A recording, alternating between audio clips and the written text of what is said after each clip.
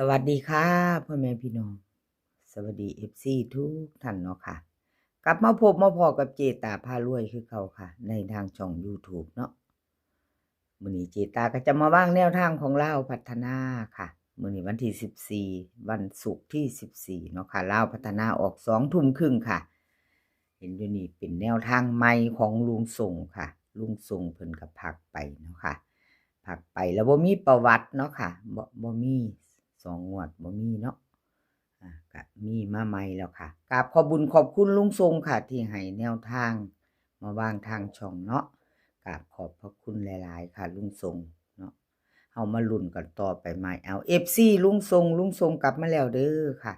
FC ลุงทรงมาตามต่อค่ะมื้อแลง2ทุ่มครึ่งลาวพัฒนาแนวทางของเพิ่นเนาะ FC จับตามองเตรียมแคปหน้าจอค่ะ FC ของลุงทรง มาแล้วค่ะลุงทรงลาวพัฒนาเนาะค่ะวิ่งรูดเพิ่นให้มาบนล่างค่ะลุงทรงให้มา5กับ4 2ตัว4หางค่ะ50 54 56 57ร่องค่ะที่บ่วงกลมนี่เป็นร่องเนาะค่ะร่อง41 44 46 47ค่ะแคปหน้าจอเด้อค่ะขอลุงทรงพิจารณาบนล่างค่ะบนล่างเด่น5ตัวเดียวเด้อค่ะเด่น5ตัวเดียวลุงทรงวงกลมให้ร่อง4ค่ะ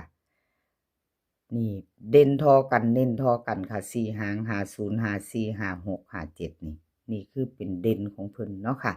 เพิ่นวงกลมให้วงกลมเด่น4หางร่อง4หางคือกันค่ะร่องที่ขีดเส้นใต้เป็นร่องเนาะค่ะเป็นร่องเด่นกับพิจารณาเอาค่ะพี่น้องชอบก็จัดเนาะค่ะชอบก็จัดเด่นของลุงทรง4หางเตรียมแคปหน้าจอไว้ค่ะพี่น้องแคปหน้าจอไว้ FC ลุงทรงถ้าเป็น FC ใหม่เนาะค่ะ FC ใหม่ถึงผ่านเข้ามาเนาะถึงเข้ามาในช่องของเจตาพารวยบางคนเพิ่นก็บ่ทันเคยเห็นมาครั้งแรกเนาะค่ะถ้าชอบคลิปนี้ทางช่องของเจตาพารวยค่ะชอบคลิปนี้ก็ฝากกดติดตามค่ะกดไลค์กดแชร์เนาะค่ะฝากกดติดตามไว้อย่าลืมกดกระดิ่งแจ้งเตือนเด้อค่ะกดกระดิ่งแจ้งเตือนจะได้บ่พลาดคลิปใหม่ๆของเจตาเนาะจะลงคลิปใดจะได้เห็นคลิปนั่นค่ะเห็นทันใจลงปุ๊บเห็นปั๊บเนาะค่ะกดกระดิ่งแจ้งเตือนไว้เนาะแคปหน้าจอของลุงทรงแล้วต่อไปค่ะรุ่นมือแรงของลุงทรงต่อไปค่ะของสมใจค่ะสมใจวันที่12หลุดไปเนาะค่ะวันที่12ของเพิ่นหลุดไป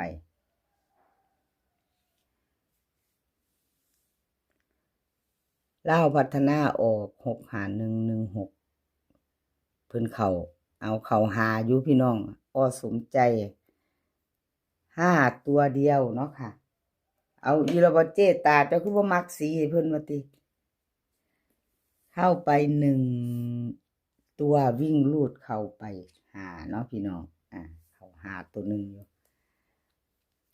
มาลุ้นกันต่อไปใหม่มื้อนี้ค่ะมื้อนี้สมใจ2ตัวมา1ตัวเด้อค่ะมาหาบนของเพิ่นของสมใจเนาะค่ะเอาเบิ่งประวัติเพิ่นจักหน่อยนะพี่น้องจักงวด2งวดเนาะจัก2งวดเพื่อบ่เป็นการเสียเวลาของ FC 2งวดนี่ก็ม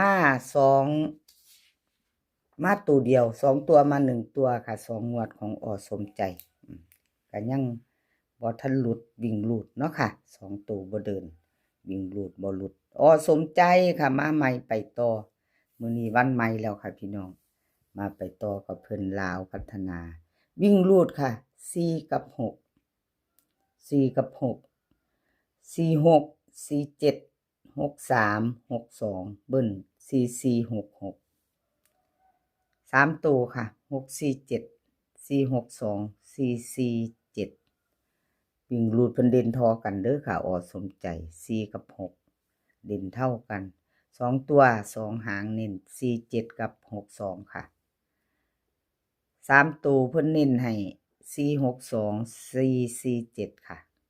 เน้น2หางเนาะเอาแคปหน้าจอค่ะใครจะไปต่อกับอสมใจกราบขอบคุณขอบคุณอสมใจค่ะที่ให้แนวทางมาว่างทางช่องของเจตากราบขอบพระคุณหลายๆเด้อค่ะเอามาไปต่อค่ะเป็นของไผ่ไทยมักหวย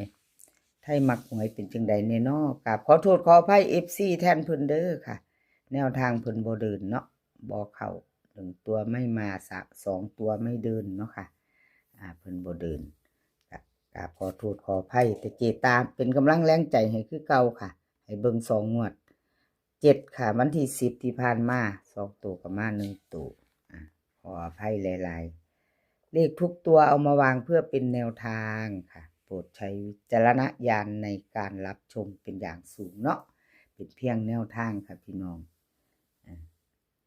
เป็นเพียงแนวทางมีเขามีรูดเนาะค่ะไทยมักหวยค่ะลาวพัฒนาวิ่งรูดเพิ่นให้มา2กับ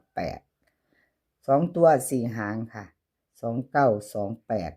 84 85เบิ้ล22 88 3ตัวค่ะ3หาง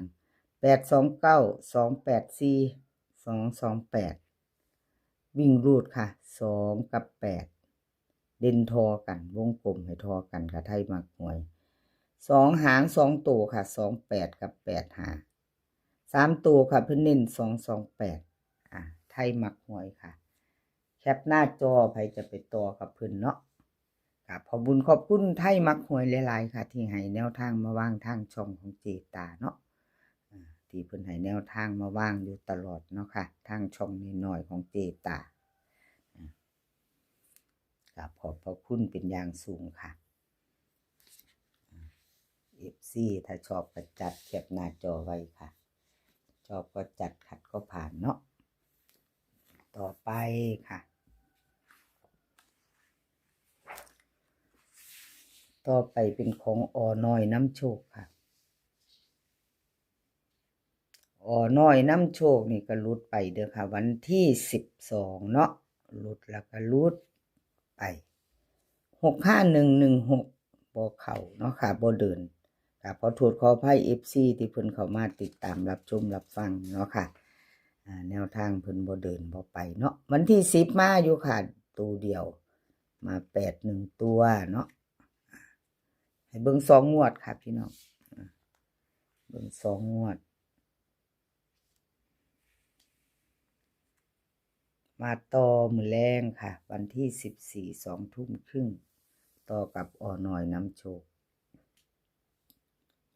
วิ่งรูดค่ะเพิ่นให้มา6กับ4 2ตัว4หางค่ะ63 64 42 41เบิ่นก็จะมี44ค่ะ3ตัว3หาง642 463 446วิ่งรูด6กับ4เด่นทอกันค่ะสายวิ่งสายรูดเพิ่นเด่นให้ทอกันเนาะค่ะ2ตัวเน้น64กับ42ค่ะเพิ่นเด่นให้2หางค่ะ3ตัว2หาง642 446ค่ะน้อยนำโชคFC น้อยนำโชคจัดไปค่ะถ้าชอบก็จัดขัดก็ผ่านเนาะค่ะแนวทางใหม่ของเพิ่นวันที่14วันที่14มาไปต่อ2 ทุ่มครึ่งกับลาวพัฒนาค่ะพี่น้องมือใหม่เป็นวันศุกร์สุดสัปดาห์เนาะวันศุกร์สุดสัปดาห์กันแล้วคลิปนี้ก็ขอให้พี่น้องโชคดีเด้อค่ะกับลาวพัฒนามื้อแลงโชคดีกันทุกคนขอให้มีความสุขขอให้สุขภาพร่างกายแข็งแรงกันทุกคนคือกันค่ะให้ร่างกายแข็งแรงสุขภาพย่อมมาก่อนเสมอเนาะเดินทางไปไสก็ขอให้ปลอดภัยค่ะเดินทางไปก็ขอให้มีโชคค่ะกลับมาก็ขอให้มีชัยคลิปหน้าพอกันใหม่ค่ะขอบคุญขอบคุณน้อยน้ำโชคหลายๆเด้อค่ะที่ให้แนวทางมาเจตาลืมขอบคุณเพิ่นพี่น้องเพิ่นให้แนวทางมาแล้วบัดสิจบแล้วว่าบ่ขอบคุณเพิ่นเนาะเจตาเจ้าก็ได้กราบขออภัยหลายๆค่ะถ้ามีอันใดผิดพลาดไปก็กราบขออภัยเป็นอย่างสูง FC เจตาเนาะ คลิปนี้ก็ขอให้พี่น้องโชคดีค่ะ กับลาวพัฒนามื้อแลงคลิปหน้าพ้อกันใหม่ค่ะ คลิปนี้ก็สวัสดีค่ะ